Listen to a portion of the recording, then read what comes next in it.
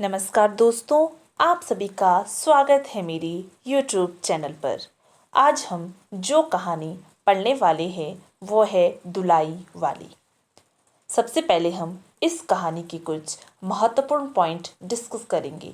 उसके बाद इसके पात्र परिचय जानेंगे और उसके बाद कुछ क्वेश्चन आंसर सॉल्व करेंगे। लास्ट में हम पूरी कहानी भी पढ़ेंगे। तो चलिए शुरू करते हैं अपनी आज की क्लास दुलाई वाली। दुलाई वाली कहानी की रचनाकार राजेंद्र बाला घोष जी है। इसका प्रकाशन वर्ष सन 1907 ईस्वी है। ये सरस्वती पत्रिका में प्रकाशित की गई है। यह एक मनोरंजन प्रधान कहानी है। कहानी का प्रारंभ काशी शहर से होता है और कहानी का अंत इलाहाबाद शहर से होता है। कहानी का प्रारंभ कहाँ से होता है? काशी शहर से होता है और अंत इलाहाबाद शहर से होता है। कहानी में काशी से इलाहाबाद की यात्रा का वर्णन है। कहाँ की यात्रा का? काशी से इलाहाबाद की यात्रा का वर्णन इस कहानी में आपको देखने को मिलेगा। अब इसका प्रतिपाद्य जान लेते हैं। इस कहानी में क्या है? नवल किशोर द्वारा अपने मित्र वशीधर से किए गए रेल में मजाक की सरस कहानी है। क्या कहा गया है? नवल किशोर द्वारा अपने मित्र वशीधर से रेल में किए गए मजाक की एक सरस कहानी है। इसमें दो मित्र के हंसी मजाक और व्यवहार का चित्रण भी है। दोनों में गहरी मित्रता और दोनों एक जान दो काबिल है। इसमें काशी बनारस के लोगों के जीवन पर भी प्रकाश डाला गया है। कहाँ? काशी बनारस। अब इसके पात्र परिचय जान लेते हैं। सबसे पहला जो पात्र है वो है वंशीधर। वंशीधर जानकी का पति और नवल किशोर का मित्र है। नवल किशोर वंशीधर का मित्र, विनोद प्रिय, खूब हंसी मजाक करने वाला व्यक्ति। नवल किशोर कलकत्ते से आ रहे होते हैं और आगरा से अपनी बहू को लेकर आ रहे हैं और वंशीधर को तार भेजते हैं कि उन्हें ट्रेन में मिले। कहाँ? ट्रेन में मिलने को कहा होता है। और मैं आपको बता दूं, वंशीधर और नवल किशोर आपस में ममेरे भाई है। कैसे भाई है? ममेरे भाई। ये चीज़ आप नोट कर ले। कैसे भाई? ममेरे। जानकी जो है वो वंशीधर की पत्नी है। अगला पात्र देखते हैं। सीता जानकी की बहन। कहारिन जानकी के मायके में नौकरानी है और नवल किशोर की बहू, जानकी की माँ और एक भाई, और ट्रेन में 2-3 महिला सह यात्री। कहानी में कुछ स्थान भी आते हैं। इसमें बहुत से स्थान हैं, इसीलिए आपको ये याद भी रखने हैं। आपसे पूछे जा सकते हैं। सबसे पहले दशाश्वमेध घाट, उसके बाद गोदालिया, उसके बाद इलाहाबाद, उसके बाद कोलकाता, आगरा, काशी, सिकरोल, मिर्ज़ापुर, बनारस। ये चीज़ भी आप लिख लें ताकि आपको याद हो जाए। आगे देखते हैं अब कुछ क्वेश्चन आंसर। चलिए स्टार्ट करते हैं। आपका पहला क्वेश्चन है, वंशीधर कहाँ के रहने वाले थे? आपके ऑप्शन है ए काशी, बी इलाहाबाद, सी आगरा, डी दिल्ली। इसका सही आंसर है बी। वंशीधर कहाँ के रहने वाले थे? इलाहाबाद के रहने वाले थे और बनारस काशी में इनका ससुराल था। क्या था? ससुराल। वंशीधर का काशी में ससुराल था और ये इलाहाबाद के रहने वाले थे। आपका अगला क्वेश्चन है, कहानी में किन दो स्थानों के बीच का वर्णन हुआ है? आपके ऑप्शन है ए काशी से इलाहाबाद, बी कलकत्ता से दिल्ली, सी काशी से कलकत्ता, डी इलाहाबाद से दिल्ली। क्या पूछा गया है? कहानी में किन दो स्थानों के बीच का वर्णन है? इसका सही आंसर है ए काशी से इलाहाबाद। आपका अगला क्वेश्चन है, कहानी में वंशीधर से गाड़ी वाले ने स्टेशन पर जाने के लिए कितने रुपए किराया मांगा था? आपके ऑप्शन है ए 1 रुपया, बी 1.5 रुपया, सी 3 रुपये, डी 2 रुपये। इसका सही आंसर है बी 1.5 रुपये। आपके अगला क्वेश्चन है, दुलाई वाली कहानी में सीता की उम्र कितनी है? ए 9 वर्ष, बी 11 वर्ष, सी 10 वर्ष, डी 5 वर्ष। सीता की उम्र कितनी है? 10 वर्ष। कहानी में आपको ये सारे पॉइंट देखने को मिलेंगे अगर आप ध्यान से पढ़ेंगे तो। आपका अगला क्वेश्चन है, निम्नलिखित में से दुलाई वाली कहानी के विषय में सही कथन है। आपके ऑप्शन है, ए कहानी का प्रकाशन वर्ष सन 1907 ईस्वी है, बी कहानी का प्रारंभ काशी से होता है, सी यह कहानी छत्तीसगढ़ मित्र पत्रिका में है, डी अंत इस कहानी का बनारस से होता है, ई यह कहानी सरस्वती पत्रिका के भाग 8 संख्या 5 में प्रकाशित है। आपके इसमें ऑप्शन है ए बी ई या फिर बी सी डी, ए सी डी या ए बी सी। चलिए अपना क्वेश्चन देखते हैं। निम्नलिखित में से दुलाई वाली कहानी के विषय में सही कथन है। ए है कहानी का प्रकाशन वर्ष सन 1907 ईस्वी है, ये सही है। कहानी का प्रारंभ काशी से होता है, ये भी सही है। यह कहानी छत्तीसगढ़ मित्र पत्रिका में है, नहीं, यह छत्तीसगढ़ मित्र पत्रिका में नहीं, यह सरस्वती पत्रिका में है। कौन सी? सरस्वती पत्रिका में है। इस कहानी का अंत बनारस शहर से होता है, नहीं, ये भी नहीं, इसका अंत तो इलाहाबाद से होता है, ये मैंने आपको बताया था। यह कहानी सरस्वती पत्रिका के भाग 8 संख्या 5 में प्रकाशित है, ये बिल्कुल सही है। तो हमारे पास जो ऑप्शन आते हैं वो है ए बी ई। चलिए देखते हैं ए बी ई कहाँ पे है। तो देखिए A B E, first option A B E. ये थे हमारे कुछ क्वेश्चन। आई होप आपको ये अच्छे लगे होंगे। तो चलिए स्टार्ट करते हैं अपनी आज की कहानी दुलाई वाली। मैं आपको सबसे पहले बता दूं, दुलाई वाली का जो अर्थ होता है वो क्या होता है। एक औरत होती है, वो सिर पे एक लंबा घूंघट ओढ़े हुई होती है, उसे ही दुलाई वाली कहा जाता है। तो चलिए स्टार्ट करते हैं अपनी कहानी।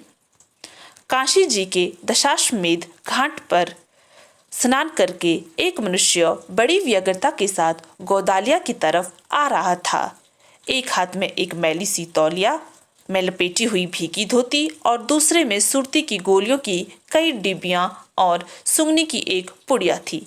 उसमें दिन के 11 बजे थे। कितने बजे थे? दिन के 11 बजे थे। गोदालिया की बाई तरफ से जो गली है उसके भीतर एक और गली में थोड़ी दूर पर एक टूटे से पुराने मकान में वो जा घुसा। मकान के पहले खंड में बहुत अंधेरा था, पर ऊपर की जगह मनुष्यों के वास उपयोगी थी। नवागत मनुष्य धड़धड़ाता हुआ ऊपर चढ़ गया। वहां एक कोठरी में उसने हाथ की चीजें रख दी और सीता सीता कहकर पुकारने लगा। क्या है? कहती हुई एक 10 वर्ष की बालिका आ खड़ी। कितने वर्ष की? 10 वर्ष की। सीता कितने वर्ष की है? ये क्वेश्चन हमने सॉल्व किया था, 10 वर्ष की है। तब उस पुरुष ने कहा, सीता जरा अपनी बहन को बुला ला। अच्छा कहकर सीता गई और कुछ देर में एक नवीना स्त्री आकर उपस्थित हुई। उसे देखते ही पुरुष ने कहा, लो, हम लोगों को तो आज ही जाना होगा। इस बात को सुनकर स्त्री कुछ आश्चर्ययुक्त होकर और झुझुलाकर बोली, आज ही जाना होगा? यह क्यों? भला आज कैसे जाना हो सकेगा? ऐसा ही था तो सवेरे भैया से कह देते। तुम तो जानते हो कि मुंह से कह दिया बस छुट्टी हुई। लड़की कभी विदा की होती तो मालूम पड़ता। आज तो किसी सूरत जाना नहीं हो सकता। ये वंशीधर की पत्नी कह रही है, जानकी। आगे है, तुम आज कहती हो हमें तो अभी जाना है। बस यही है कि आज ही नवल किशोर कलकत्ते से आ रहे हैं। कहाँ से? कलकत्ते से आ रहे हैं और आगरे से अपनी बहू को भी साथ ला रहे हैं। ये भी मैंने आपको पीछे बताया था। नवल किशोर कलकत्ते से आ रहे हैं और आगरे से अपनी बहू को भी साथ लेकर आ रहे हैं। सो उन्होंने हमें आज ही जाने के लिए इसरार किया है। हम सब लोग मुगल सराय से साथ ही इलाहाबाद चलेंगे। कहाँ से? मुगल सराय से साथ ही इलाहाबाद चलेंगे। उनका तार मुझे घर से निकलते ही मिला। इसी से मैं झट नहा धोकर लौट आया। बस अब करना ही क्या है, कपड़ा वपड़ा जो कुछ हो बांध बूंद कर घंटे भर में खा पी कर चली चलो। जब हम तुम्हें विदा कराने आए ही है तब कल के बदले आज ही सही। हाँ, यह बात है, नवल जो चाहे करवाए। यह जानकी कहती है कि यह बात है, नवल जो चाहे वो करवाए। क्या एक ही गाड़ी में ना जाने से दोस्ती में बट्टा लग जाएगा? अब तो किसी तरह रुकेंगे नहीं, जरूर ही उनके साथ जाओगे, पर मेरे तो नाकों में दम आ जाएगा। क्यों, किस बात से? उनकी हंसी से और किससे? हंसी ठट्टा बिरहा में अच्छी लगती है, उनकी हंसी मुझे नहीं भाती, ये उसका पति कहता है।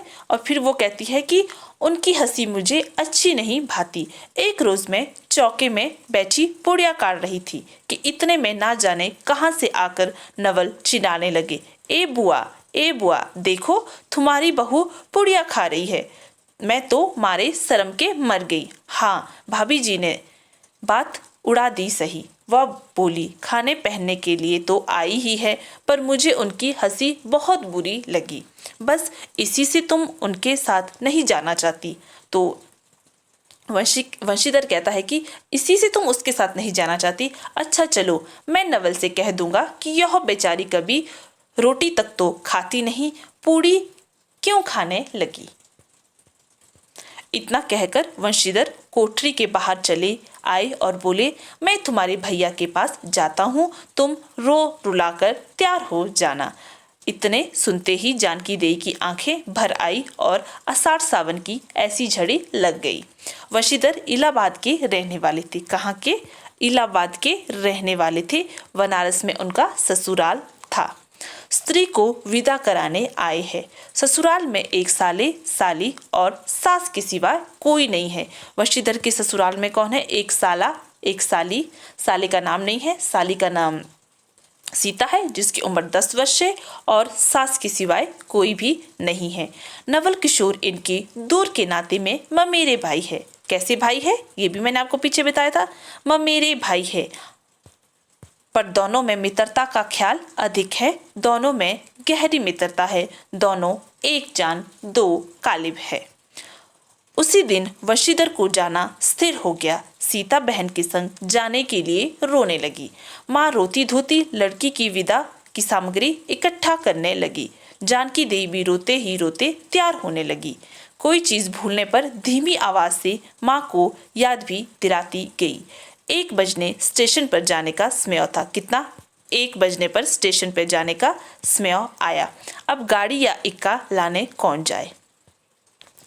ससुराल वालों की अवस्था अब आगे की सी नहीं कि 2-4 नौकर चाकर हर समय बने रहे। सीता के बाप के ना रहने से काम बिगड़ गया है। पैसे वालों की यहाँ नौकर चाकरों की सिवाय और भी 2-4 खुशामंदी घेरे रहते हैं। छूचे को कौन पूछे, एक कहारिन जो इनके जानकी के वहां नौकरानी थी है, सो भी इसमें कहीं गई है। साले राम की तबीयत अच्छी नहीं, वे हर घड़ी बिछोने से बातें करते हैं। 30 पर भी आप कहने लगे, मैं ही धीरे धीरे जाकर कोई सवारी ले आता हूँ, नजदीक तो है। वंशीधर बोले, नहीं नहीं, तुम क्यों तकलीफ करोगे, मैं ही जाता हूँ। जाते जाते वंशीधर विचारने लगे कि इक्के की सवारी तो भले घर की स्त्रियों के बैठने लायक नहीं होती, क्योंकि एक तो इतने ऊंचे पर चढ़ना पड़ता है, दूसरे पराये पुरुषों के संग एक साथ बैठना पड़ता है। मैं एक पालकी गाड़ी ही कर लूँ, उसमें सब तरह का आराम रहता है। पर जब गाड़ी वाले ने कितना 1.5 रुपया किराया मांगा, तब वंशीधर ने कहा, चलो इक्का ही सही। पहुंचने से कामा कुछ नवल किशोर तो यहाँ से साथ है, नहीं इलाहाबाद में देखा जाएगा। वंशीधर इक्का ले आए और जो कुछ असबाब था इक्के पर रखकर आप ही बैठ गए। जानकी देई बड़ी विकलता से रोती हुई इक्के पर जा बैठी, पर इस अस्थिर संसार में स्थिरता कहाँ? यहाँ कुछ भी स्थिर नहीं। इक्का जैसे जैसे आगे बढ़ता गया, वैसे जानकी की रुलाई भी कम होती गई। सिकरोल के स्टेशन पर पहुँचते पहुँचते जानकी अपनी आंखें अच्छी तरह पोंछ चुकी थी। दोनों चुपचाप चले जा रहे थे कि अचानक वंशीधर की नजर अपनी धोती पर पड़ी और अरे एक बात तो हम भूल ही गए कहकर पछता से उठे। इक्के वाले के कान बचाकर जानकी ने पूछा, क्या हुआ? क्या कोई जरूरी चीज भूल आए? नहीं, एक देशी धोती पहन कर आना था। वंशीधर कहता है कि नहीं नहीं, एक देशी धोती पहन कर आना था, सो भूल कर विलायती ही पहन आए। नवल कट्टर स्वदेशी है। क्या कहते हैं? नवल कैसा है? कट्टर स्वदेशी है। वह बंगालियों से भी बढ़ गए हैं। देखेंगे तो दो चार सुनाए बिना ना रहेंगे। और बात भी तो ठीक है, नाहक विलायत चीजें मोल लेकर क्यों रुपए की बर्बादी की जाए। देशी लेने से भी दाम लगेगा सही, पर रहेगा तो देश में ही। यह पंक्ति याद रखें। नाहक विलायत चीजें मोल लेकर क्यों रुपए की बर्बादी की जाए। देशी लेने से भी दाम लगेगा सही, पर रहेगा तो देश में ही। जानकी जरा भौहें टेढ़ी करके बोली, उफ, धोती तो है, पहनने से काम, क्या यह बुरी है? इतने में स्टेशन के कुलियों ने आ घेरा। वंशीधर एक कुली करके चले। इतने में इक्के वाले ने कहा, इधर से टिकट लेते चलिए, पुल के उस पार तो 1.5 दर्जे का टिकट मिलता है। वंशीधर फिरक कर बोले, अगर मैं 1.5 दर्जे का ही टिकट लूं तो? इक्के वाला चुप हो रहा। इक्के की सवारी देखकर इसने ऐसा कहा। क्यों कहा इक्के वाले ने ऐसा? क्योंकि इक्के की सवारी थोड़ी सस्ती होती है, इसीलिए उसने ऐसा कहा। यह कहते हुए वंशीधर आगे बढ़ गए। यथा समय रेल पर बैठकर वंशीधर राजघाट पार करके मुगल सराय पहुंचे। कहाँ? मुगल सराय पहुंच गए, जहां से उन्होंने अपने मित्र के साथ बैठना था। वहां पुल लांघकर दूसरे प्लेटफॉर्म पर जा बैठे। आप नवल में मिलने सी खुशी में प्लेटफॉर्म के इस छोर से उस छोर तक टहलते रहे। देखते देखते गाड़ी का धुआं दिखलाई पड़ा। मुसाफिर अपनी अपनी गठरी संभालने लगे। रेल देवी भी अपनी चाल धीमी करती हुई गंभीरता से आग खड़ी हुई। वंशीधर एक बार चलती गाड़ी ही में शुरू से आखिर तक देख के, पर नवल का कहीं पता नहीं। वंशीधर फिर सब गाड़ियों को तेहरा गए। भीतर घुस घुस कर एक एक डिब्बे को देखा, किंतु नवल ना मिले। अंत में आप खिजला उठे और सोचने लगे कि मुझे तो वैसी चिट्ठी लिखी और आप ना आया, मुझे अच्छा उल्लू बनाया। अच्छा, जाएगा कहाँ? भेंट होने पर समझ लूंगा। सबसे अधिक सोच तो इस बात का था कि जानकी सुनेगी तो ताने पे ताने मारेगी, पर अब सोचने का समय नहीं। रेल की बात ठहरी। वंशीधर झट गए और जानकी को लेकर जनानी गाड़ी में बिठाए। वह पूछने लगी, नवल की बहू कहाँ है? वह नहीं आई, कोई अटकाव हो गया? कहकर आप बगल वाले कमरे में जा बैठे। टिकट तो 1.5 का था, पर 1.5 दर्जे का कमरा कलकत्ते से आने वाले मुसाफिरों से भरा था, इसीलिए तीसरे दर्जे में बैठना पड़ा। जिस गाड़ी में वंशीधर बैठे थे, उसके सब कमरों में मिलाकर कल 10-12 ही स्त्रियां पुरुष थे। स्मेह पर गाड़ी छूटी। नवल की बातें और ना जाने क्या अगड़ बगड़ सोचते गाड़ी कई स्टेशन पार करके मिर्जापुर पहुंची। कहाँ? मिर्जापुर पहुंची। मिर्जापुर में पेटराम की शिकायत शुरू हुई। किसे? वंशीधर को पेट में दर्द हुआ। उसने सुझाया कि इलाहाबाद पहुंचने में अभी देरी है। चलने के झंझट में अच्छी तरह उसका पूजा किए बिना ही वंशीधर ने बनारस छोड़ा था, इसीलिए अब झट प्लेटफॉर्म पर उतरे और पानी के बम्बे से हाथ मुंह धोकर एक खोचे वाले से थोड़ी सी ताज़ी पुड़ियाँ और मिठाई लेकर निराले में बैठे अपने उन्हें ठिकाना पहुंचाया। पीछे से जानकी की सुध आई। सोचा कि पहले पूछ ले, तब कुछ मोल लेंगे, क्योंकि स्त्रियां नटखट होती है, वह रेल पर खाना पसंद नहीं करती। पूछने पर वही बात हुई। तब वंशीधर लौटकर अपने कमरे में आ बैठे। यदि वे चाहते तो इसमें 1.5 में बैठ जाते, क्योंकि अब भीड़ कम हो गई थी, पर उन्होंने कहा थोड़ी देर के लिए कौन बखेड़ा करे। वंशीधर अपने कमरे में बैठे तो 2-1 मुसाफिर अधिक देख पड़े। आगे वालों में से एक उतर भी गया था। जो लोग थे सब तीसरे दर्जे के योग्य जान पड़ते हैं। अधिक सभ्य कोई थे तो वंशीधर ही थे। उनके कमरे के पास वाले कमरे में एक भले घर की स्त्री बैठी थी और बेचारी सिर से पैर तक ओढ़े, सिर झुकाए, एक हाथ लंबा घूंघट काढ़े, कपड़े की गठरी सी बनी बैठी थी। वंशीधर ने सोचा, इनके संग वाले भद्र पुरुष के आने पर उनके साथ बातचीत करके समय बीतेगा। 1-2 करके तीसरी घंटी बजी। तब वह स्त्री कुछ अकचकाकर थोड़ा सा मुंह खोले जंगले के बाहर देखने लगी। ज्यों ही गाड़ी छूटी वह मानो कांप सी उठी। रेल का देना लेना तो हो ही गया था, अब उसकी किसी की क्या परवाह। वह अपनी स्वाभाविक गति से चलने लगी। प्लेटफॉर्म पर भीड़ भी ना थी, केवल 2-4 आदमी रेल की अंतिम विदाई तक खड़े थे। जब तक स्टेशन दिखलाई दिया तब तक वह बेचारी बाहर ही देखती रही, फिर अस्पष्ट स्वर से रोने लगी। उस कमरे में 3-4 प्रौढ़ ग्रामीणी स्त्री भी थी। क्या 3-4 ग्रामीण स्त्री थी? एक जो उसके पास ही थी कहने लगी, अरे इनकर मन ही तो नाही, आई लेंद हो देखो रोवल करत थाइन। ये उन ग्रामीणी के कुछ आपस में उनकी बातचीत होती है। ये चीज़ आप देख ले, ये सारी जितनी भी है ये आप खुद से देख ले, ये सारी यहाँ तक। इस तरह उनके बेसिर पैर की बातें सुनते सुनते वशीधर ऊब उठे। तब वह उन स्त्रियों से कहने लगी, ये जो स्त्रियों ने बातें की इससे क्या थी, वंशीधर ऊब उठे, मतलब आपस में उनके कुछ बातें होने लगी। तो वंशीधर, ये आप देख लेना, खुद से देख ले।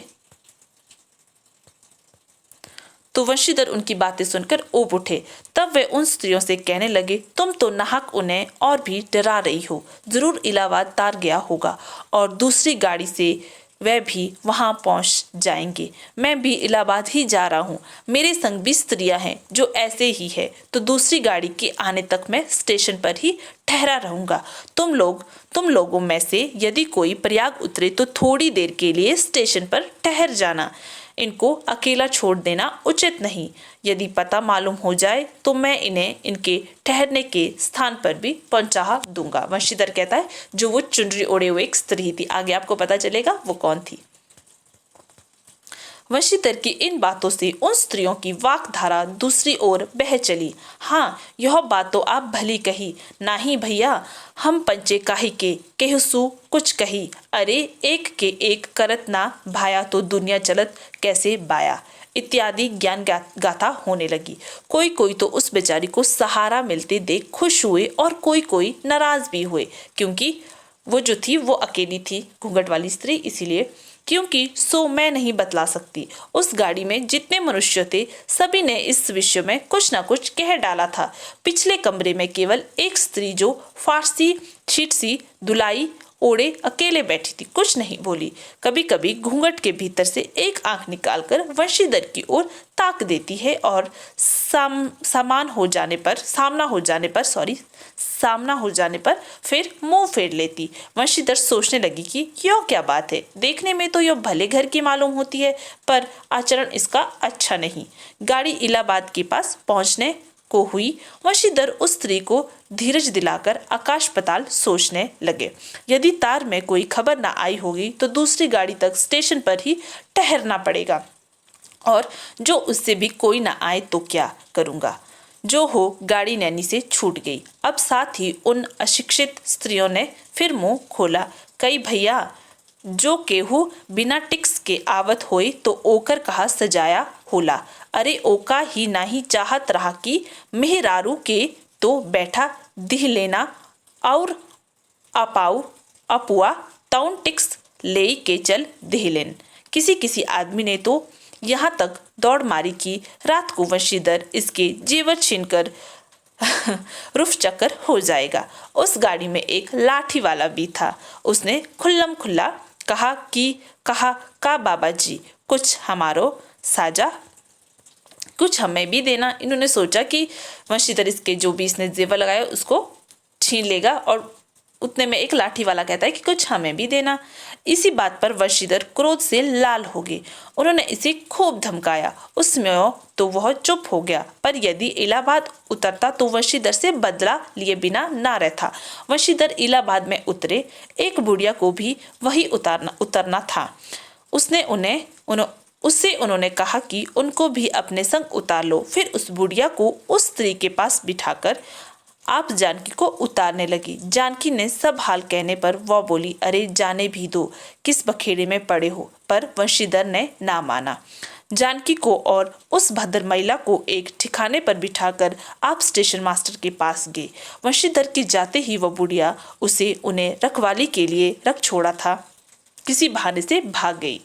अब तो वंशीधर बड़े असमंजस में पड़े। टिकट के लिए बखेड़ा होगा, क्योंकि वह स्त्री बेटिकट है, लौटकर आए तो किसी को ना पाए। अरे ये सब कहाँ गई, यह कहकर चारों तरफ देखने लगे, कहीं पता नहीं।